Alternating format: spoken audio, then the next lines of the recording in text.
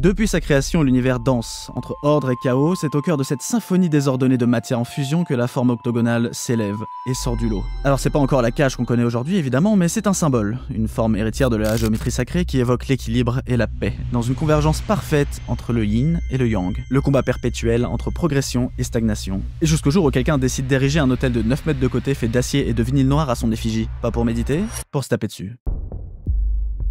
Mais là je grille les étapes. Un ring de boxe, c'est souvent carré. C'est pratique pour se cogner dessus, mais s'il y a Heja, les vrais connaissent, c'est JJB. Et là, ça se passe sur un tatami. Rectangulaire, carré, peu importe. Le tatami, c'est aussi ce qu'utilise le karaté combat. Sauf que eux, c'est dans une fosse. Pourquoi ? Personne sait, c'est l'Amérique. Le sumo, lui, par contre, a choisi la perfection du cercle, avec leur doyo. Bref, ring de boxe. Et je disais, on ajoute de côté un ring de boxe et on a un hexagone. Et avec un hexagone, cocorico, on a déjà une cage de MMA. En tout cas, ça a été le cas au Cage Rage ou au WEC, entre autres. Mais c'est surtout en 1993 qu'une bande de dangereux inconscients décide d'ajouter 4 côtés. Et là...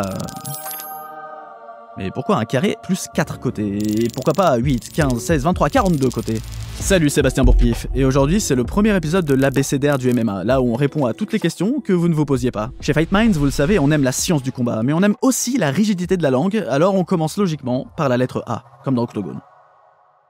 Vous le savez sûrement, l'histoire se répète. The way years work, whatever age you are, years go by, you're now older. You're no longer that age. Now a different age, right? I mean, you either get it or you don't. It's one of those concepts. L'idée d'enfermer des gens dans une arène pour divertir les foules, ça ne date pas du crâne à Dana. En fait, certains pensent même que la cage, en quelque sorte, serait une version moderne des arènes d'amphithéâtre romaines. On aurait juste échangé les armures rutilantes contre des Dagestanais en slip et les glaives contre des mitaines rembourrées. C'est la décadence, hein. Mais je vous ai déjà dit que l'histoire se répète. The way years work. Et oui, car Euclide, fatigué de regarder des carrés en rêvant de rond, aurait dit un jour à ses potes en tunique, viens frère, on rajoute des côtés en fait. Il parlait sûrement d'une colonnade ou d'un temple, on est d'accord, hein, pas d'une cage de MMA, mais l'idée est là, les Égyptiens, les Grecs, les Romains, les Japonais, les Chinois, en architecture et dans la religion, l'octogone en fait, on en raffolait déjà.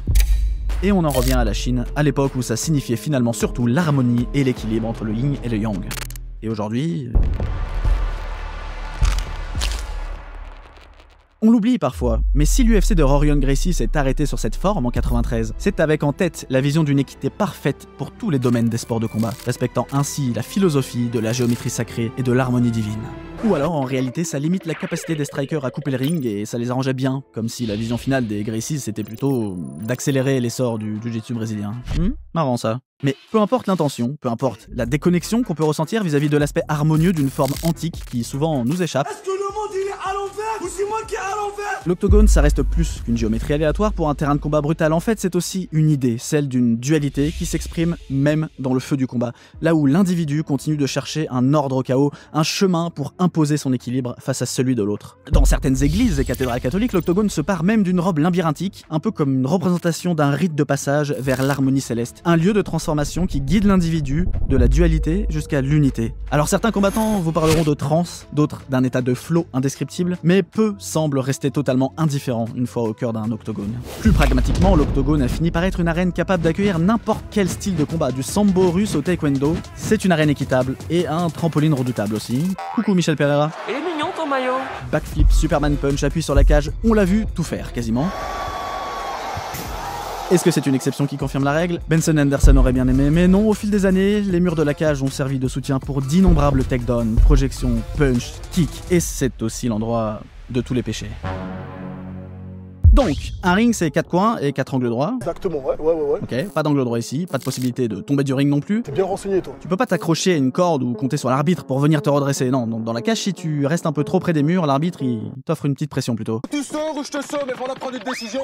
Pour les strikers, c'est un espace où reculer est stratégique. Pour les lutteurs, c'est une arme. Ils pressent, ils poussent, ils enferment. C'est là que les termes comme cage control prennent tout leur sens et remplacent en quelque sorte la science du découpage de ring. Pour les fans, c'est un décor qui titille l'imagination, le fantasme du gladiateur des temps modernes. Spartien, quel est votre métier? Je tape les gens pour vivre, c'est ça que je fais comme profession. Tout en exerçant une pression et un questionnement très particulier sur ceux qui s'apprêtent à y pénétrer pour remettre leur vie en jeu. Peut-être qu'en brisant le corps et l'esprit de l'autre, ils brisent une partie d'eux-mêmes, sacrifiant un fragment de paix sur l'autel de la gloire.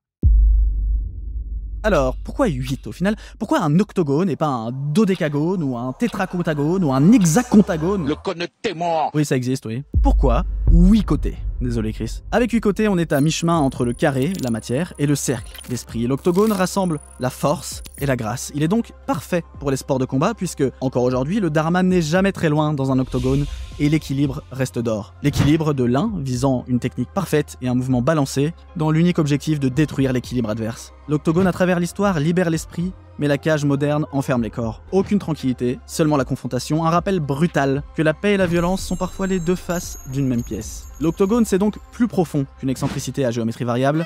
Qu'est-ce que tu caches sous ton sourire? Il façonne la manière dont les combattants interagissent, contrôlent l'espace et la cage. Il est conçu pour offrir un terrain d'égalité parfaite pour tous les styles et les différentes disciplines des sports de combat qu'il accueille. Il captive au passage l'imaginaire d'une partie de la population et nourrit même les fantasmes de ceux qui imaginent encore notre sport comme une barbarie sans règles et sans nom qui bafouerait l'intégralité des droits humains. Alors que vraiment, il n'y a pas besoin de cage pour ça. Et c'est grâce à tout ça que l'octogone est devenu un des symboles les plus reconnaissables de l'histoire des sports de combat et un des piliers du MMA moderne. Après, est-ce que ça serait très différent avec un onagone? Peut-être pas, mais ça serait moins lourd de sens. Et si vous avez aimé la lettre A, ne manquez pas la suite, avec par exemple le S pour short, le I pour inoki, ou le C pour coq, voire même le F pour Flying Peruvian Necktie Choke. Merci d'avoir suivi cette vidéo, si vous appréciez notre contenu ou la mâchoire octogonale de Chris, abonnez-vous à Fight Minds, et promis, la prochaine fois je réponds à toutes les questions que vous ne vous posez pas.